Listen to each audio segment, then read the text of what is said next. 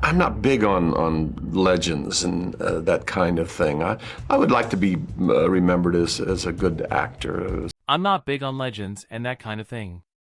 I would like to be remembered as a good actor, somebody who tried to contribute. On February 26, 2025, the world received shocking news. Gene Hackman and his wife, Betsy Arakawa, had been found dead in their Santa Fe home alongside one of their German shepherds. A cloud of suspicion surrounds the deaths of Oscar-winning actor Gene Hackman and his wife, whose bodies were found in their Santa Fe home. As investigators pieced together the timeline, a haunting detail emerged: the possibility of foul play. More perplexing was the revelation that they had been deceased since February 17, exactly 1 week after Hackman's final interview, where he made a startling confession. In this rare conversation, the reclusive legend finally addressed the real reason for his abrupt exit from cinema 2 decades earlier. What truth had Hackman been harboring all these years? What final confirmation did he leave behind concerning why he left Hollywood? Join us as we uncover the shocking secrets that Gene Hackman almost took to his grave. An autopsy was performed. Initial findings noted no external trauma to either individual. Eugene Allen Hackman's journey to stardom was neither direct nor glamorous. Born in San Bernardino, California, in 1930, his early life was marked by instability and abandonment. When he was just 13, his father left the family, driving away as young Gene played in the street. That singular moment, an offhand gesture that sealed his abandonment, would fuel both his performances and his psychological struggles throughout life. Tragedy continued to shadow Hackman. In 1962, his mother died in a fire after accidentally setting her mattress ablaze with a cigarette. Before finding acting, Hackman lied about his age to join the Marines at 16, serving 4 years, including stints in China and Japan. But his military career was hardly distinguished.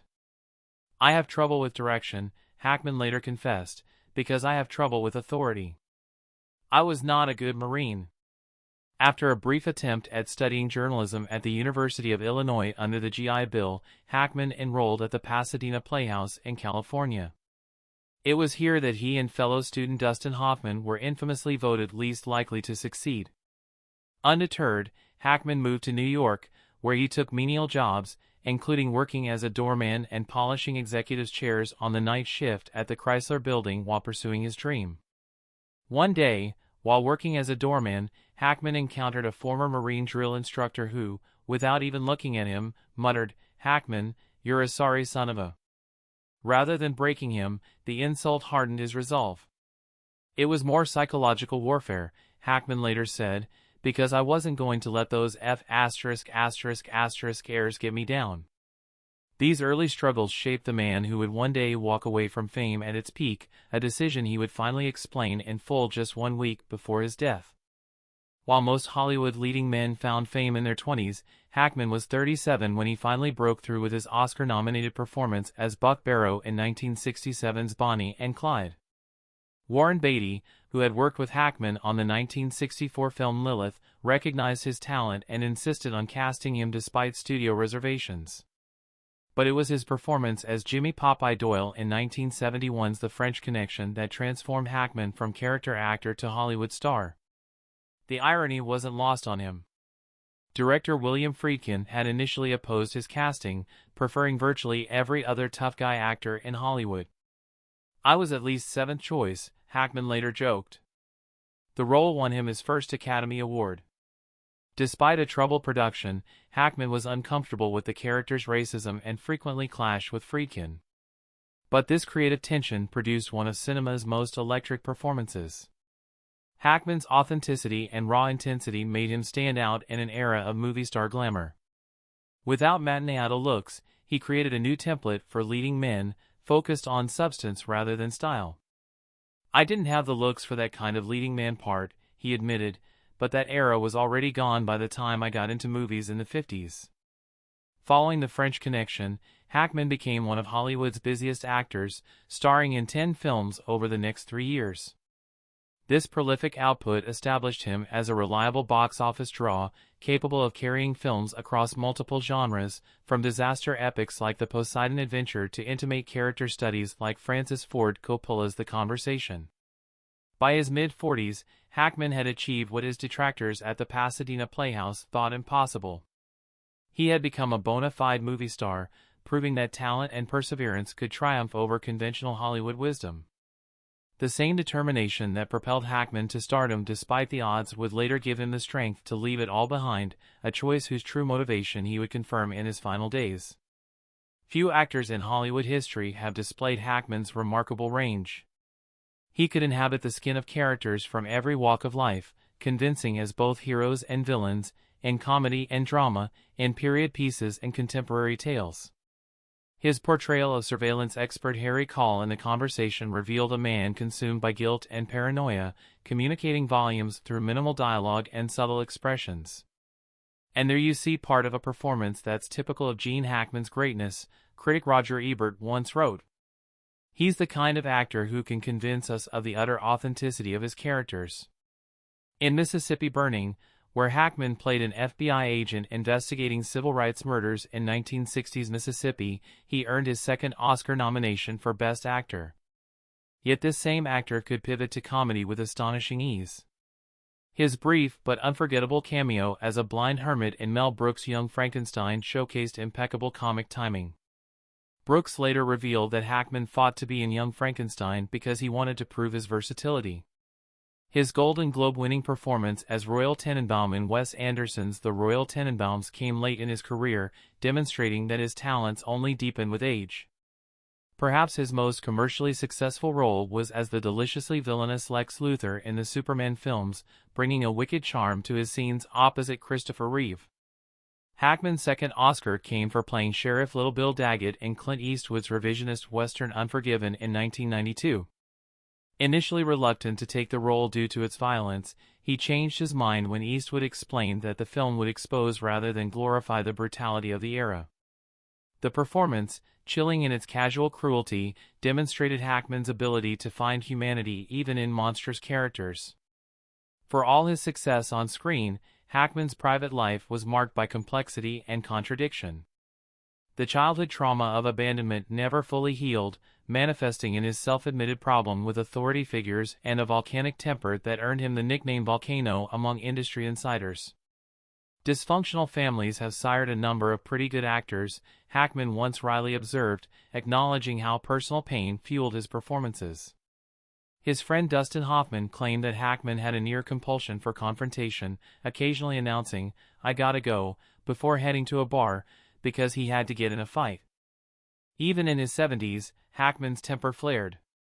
In 2001, at age 71, he got into a fistfight with two men over a minor traffic accident in West Hollywood. "He brushed against me, and I popped him," Hackman recalled. "Then the other guy jumped on me. We had this ugly wrestling match on the ground." 11 years later, at 82, he slapped a homeless man who had verbally assaulted his wife in Santa Fe. Financial instability punctuated his life. Despite his success, by the late 1970s and early 1980s, Hackman faced significant financial difficulties due to extravagant spending on luxury items like private planes and expensive cars, coupled with unsuccessful tax shelters that left him in substantial debt. Reflecting on that period, Hackman admitted, "I was just barely hanging in, taking pretty much anything that was offered to me and trying to make it work." These tensions with the filmmaking process would provide convenient cover for his exit, a connection he would explicitly acknowledge 1 week before his passing. Health concerns and warning signs. As Hackman entered his 60s, the physical toll of his profession began to catch up with him. In 1990, at age 60, he experienced a serious health scare that served as the first warning sign. Chest pain led to an emergency angioplasty procedure to treat angina, a condition where restricted blood flow causes chest pain. A balloon catheter was inserted to help open a dangerously narrowed artery. For a man who had spent decades pouring his emotional and physical energy into demanding roles, this health crisis forced a moment of reckoning. Yet Hackman pushed forward, winning his second Oscar just 2 years later for Unforgiven and maintaining a busy schedule throughout the 1990s. The demanding nature of film work, long hours, emotional intensity, travel, and promotional duties created stress that his doctors increasingly cautioned against. As Hackman moved into his 70s, the physical requirements of certain roles became more challenging. He had to balance his professional standards with his body's limitations. His concern for his family's well-being grew alongside his health worries. In a 2004 interview with Larry King, Hackman revealed a vulnerable side rarely seen in his public persona: "I want to make sure that my wife and my family are taken care of. Other than that, I don't have a lot of fears." This statement revealed much about a man who had gone from poverty to extreme wealth and back again during his tumultuous early career. Financial security for his loved ones had become a priority over professional ambition. The physical demands of acting continued to pose challenges. Even as a seasoned professional, Hackman found that remembering dialogue became more difficult with age. Though never explicitly stated, colleagues noticed that he sometimes struggled with lines that would have come easily to him years before. An ominous sign came in 2012 when the 82-year-old Hackman was struck by a pickup truck while cycling in the Florida Keys. Academy Award-winning actor Gene Hackman is out of the hospital after an accident in the Florida Keys. The 81-year-old was riding his bike when a car bumped him from behind. He was airlifted to Miami. Though his publicist downplayed the incident as resulting in just a few bumps and bruises, the accident highlighted his vulnerability despite his remarkable fitness for his age. Throughout this period, Hackman began to weigh the satisfaction he derived from acting against the physical and emotional costs. The balance was shifting, and behind closed doors, a critical medical assessment would soon force his hand. The final curtain, the decision that changed everything. By early 2004, Gene Hackman had starred in nearly 80 films over a 40-year career. He had nothing left to prove. 2 Oscars, 2 BAFTAs, and 4 Golden Globes attested to his extraordinary talent. Yet, the decision to step away from Hollywood came not from a sense of completion but something more pressing.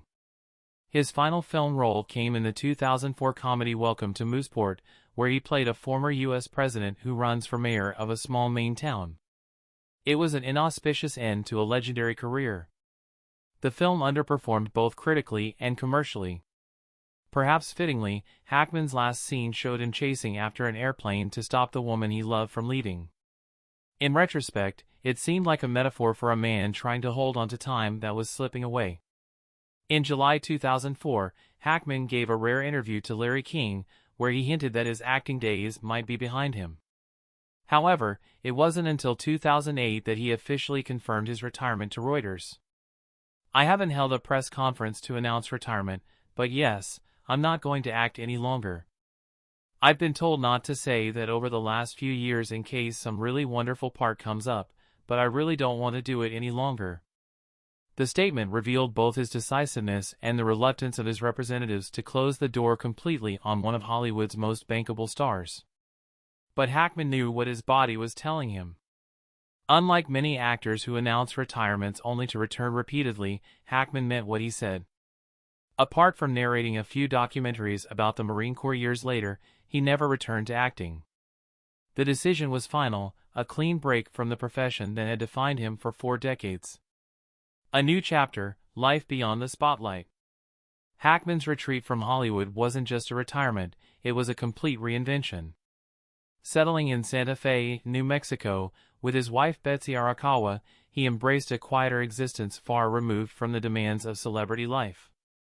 Their sprawling home, perched on a 12-acre hilltop with panoramic views of the surrounding mountains, became his sanctuary. He wasn't famous here, Santa Fe residents would later say, explaining the appeal of their community to a man who had always been uncomfortable with fame. The city's thriving art scene and laid-back atmosphere provided exactly what Hackman sought, a place where he could be valued for who he was rather than his Hollywood credentials. Hackman threw himself into new passions with the same intensity he had once brought to his acting. He began writing historical novels, collaborating with his neighbor and friend, underwater archaeologist Daniel Lenihan. Together, they produced 3 books, Wake of the Perdido Star, Justice for None, and Escape from Andersonville, before Hackman ventured into solo authorship with Payback at Morning Peak and Pursuit. "I don't picture myself as a great writer," he modestly told Empire magazine, "but I really enjoy the process. It is stressful to some degree, but it's a different kind of stress. It's one you can kind of manage because you're sitting there by yourself as opposed to having 90 people sitting around waiting for you to entertain them." Writing wasn't his only creative outlet.